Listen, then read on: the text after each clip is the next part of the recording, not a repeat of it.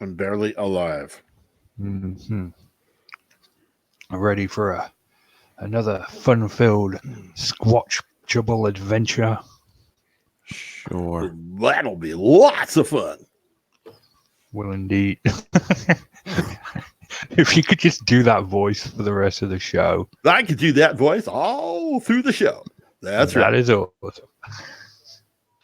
That's the best thing ever. Alrighty then. Okay. All right. I adore it. Yes, that's the future right there. Okay. You got it, buddy boy. That's right. Welcome, ladies and gentlemen, to this week's edition of the Squatchable podcast, where we take a look at the week in Bigfoot news. Joining me, as always, from the Fortean Slip, Chris York. Chris, hello. Hello. It's the Beastmaster to you. The Beast Master, Chris York, a man who will steal babies and then throw them at their mothers. And for my other co-host, well, some say that he was so awesome he was exiled from Earth but allowed to return for diplomatic reasons, and that his beard, I've got nothing. He's got an awesome beard. Welcome to the show, Phil. Just rocking and socking him right back to you. Brilliant. Just keep that voice going, man. Already. If you enjoy Parabreakdown or the Fortean Slip, you may enjoy the badly drawn misadventures of two Bigfoot. Head on over to Bigfooting with Keith N Collin, where next week Colin will be traveling to the dreaded 9th dimension. It's about time. Without further ado, I am your host, Richard Allen, and let's jump into it. Our first video is just wholesome family fun. Speak, of course, of the legend that is Tim Fasano. And we have 3 minutes and 19 seconds of pure Tim Fasano. Wow. Wowzers. Now, he talks about the pretty Florida skunk ape hunter, Tim Fasano. The one and only Tim Fasano. All right. He talks about how nice the day is. He's real close to not deploying today.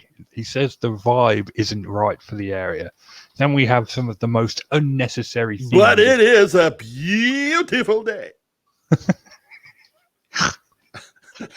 Is he trying to do Survivor Man? And those nice shots of him walking away? Yeah, I think so. I think we're 2 videos away from him eating eggs that he's just found.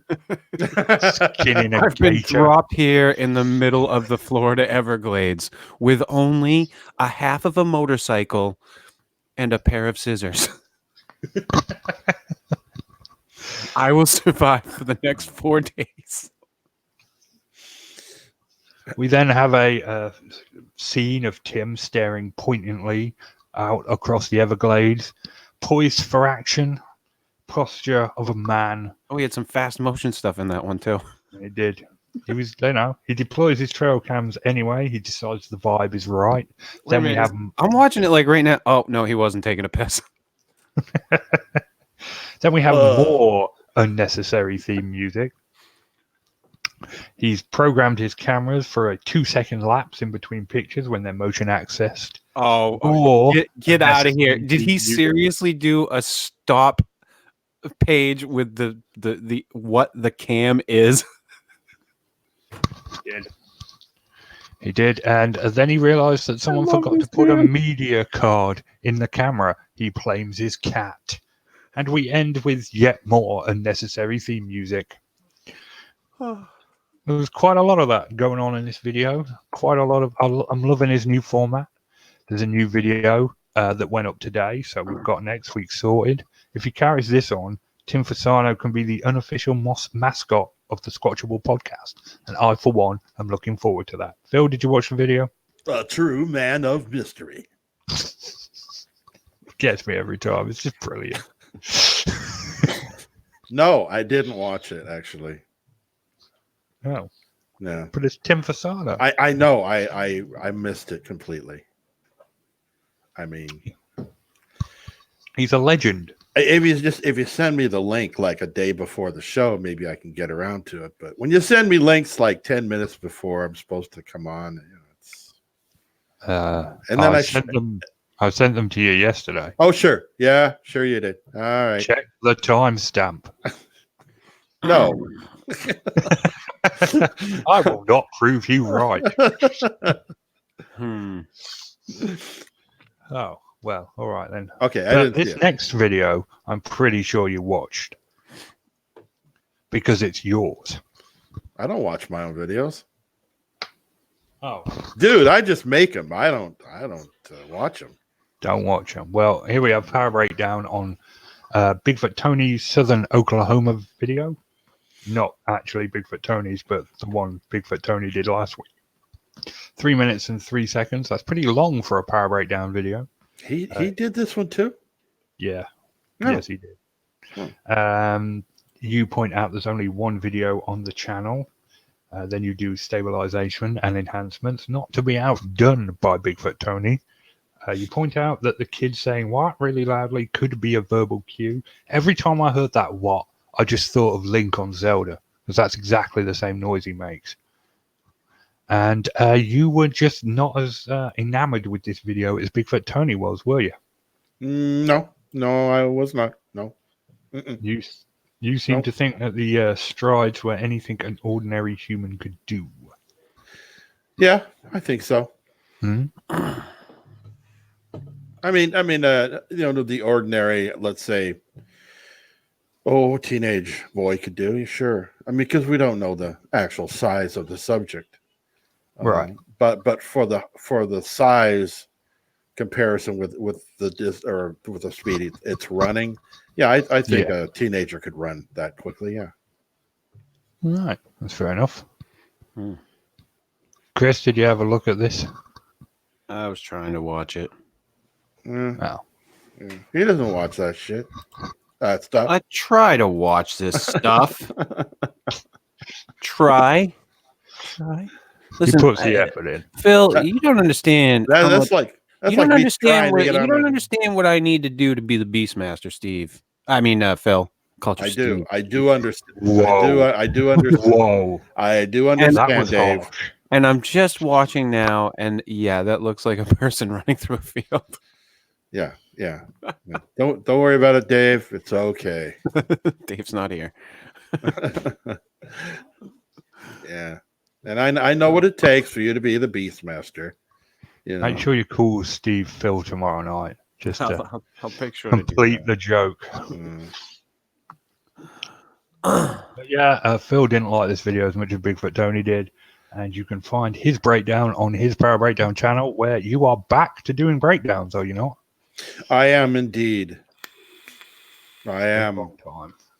It's been a while. Well, I did one last month, but then they pulled the partnership from me again. So, those cuss faces. Yeah, those dirks. But I'd rather see the video of Chris's version of the birds, where he's running, down the street.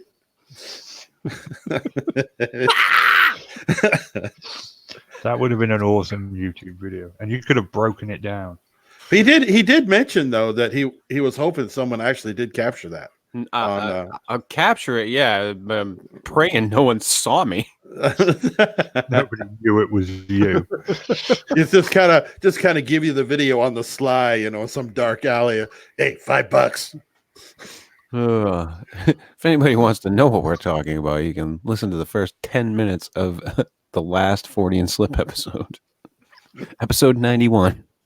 It will show up on YouTube next week. Some douchebag tries to save a bird. It's the story of a man with a plan in hand. So for our next story, we head on over to Bigfoot Tony, who has done a 5-minute, 13-minute Now it's Bigfoot Tony. 13-second video on the Squatch Master. Bigfoot Tony is not a fan of the Squatch Master Why would anyone do another thing about the Squatch Master? Well, I'll get to that. He points out that the Squatch Master is completely lying to your face and Is trying he a to get master money. of squatches? Mm-hmm. Some say he wants you to donate or buy a laptop for him to continue to make hoax videos. He shows how the subject in the Squatch Master video he's doing a breakdown on is obviously a mask. He shows the mask available for purchase, and every video the Squatch Master makes is allegedly a lie. Well, Now- allegedly. Now, I'm going to get into this now. I don't understand why, because Steve Coles posted about this as well recently, and I don't know why this is suddenly a thing. The Squatch Master was exposed almost a decade ago, as far as I remember. It was one of the first videos I watched on Phil's channel, was him breaking down the tree shaker video, and then the BB gun, DNA gun thing. Mm-hmm. And then the fact that he posted a Bigfoot video and then posted the exact same video on a demon website and said it was a demon. Right. And that was 10 years ago. Yeah. But more recently, he's made videos about me, you know, proving him correct and all this kind of stuff, and calling me all kinds of great names and stuff like that. Yeah, he's been around a while, but, you know, they do call him the Squatch Master. You know, he once saved a baby squatch that fell out of a tree. Sure. Really? Yeah. And just failed to document it. And until Mama Squatch came after him. Obviously. Yeah. Then he just threw the baby squatch into the river. And ran away. Run away! It took off running. I don't see that one getting old anytime soon. No. That's good. That's golden. It's a golden oldie. Nice. So yeah, I've got to be honest. I don't understand why this sudden interest in a Squatch Master. Yeah. He's jumped the shark 10 years ago and jumped it repeatedly. He is a pro shark jumper. Well, I think that there's anybody that's seriously into the realm of Bigfoot, it could be that they simply have never come across this dork. Gentlemen. It's the politest way. Oh, well, all right then. So our next video is from Squatchable, and it's a 3-minute and 4-second video about Bigfoot allegedly interfering with cameras. It's a first-person point of view with very little commentary, and the camera display gets a bit wonky and shaky, and the whole thing acts dodgy, and the person videoing it wonders if that's Bigfoot interfering with the camera. Of course. Of course. Because everyone knows it couldn't be a bear. No. Yeah, even though we've seen videos of cameras, trail cams being sniffed around at by bears. Just to say, I'm not saying Phil, it was a bear. Phil, you're talking to people who leave food in the woods where there are multitudes of animals, including and Bigfoot always eats the food. Of course they do, according to Peter. That's right. Not bears. Nope. Can't be possible. Bears don't eat human food. No, doesn't happen. Mm-mm. No, it's impossible. I heard that there's a lot of Sasquatch in Yellowstone Park. Those warnings that they tell you to like string up your food in a campsite, bears. It's all hoax. So that doesn't happen. No animal will eat anything that you leave out in the woods besides Bigfoot. Which begs the question. Why did they tell you to like hang your food like 8 feet above the ground when we know that Bigfoot are like 8 feet tall? That sounds silly. That's to keep them distracted while you run away. Yeah. Makes perfect sense. Think about it like that, Phil. I hadn't thought of that. And for our final video, we go to Squatchable again because, you know, the EU sucks. And we find a 1 minute 37 video of something walking under a waterfall. Wish I could be more specific, but that's the only description I could find. And if you watch the video, something indeed does walk under a waterfall. Well, at least it's not false advertising. It's not false advertising. It is indeed something walking under a waterfall. In Indonesia. That's right. Yeah. In a park. In a park. With tourists. Holding what appears to be a bag. Yeah, a cooler. Yeah. It's a Bigfoot cooler. Wait. Was it a Yeti cooler? It was a Yeti cooler. Ding, ding, ding, ding, ding. We have a winner.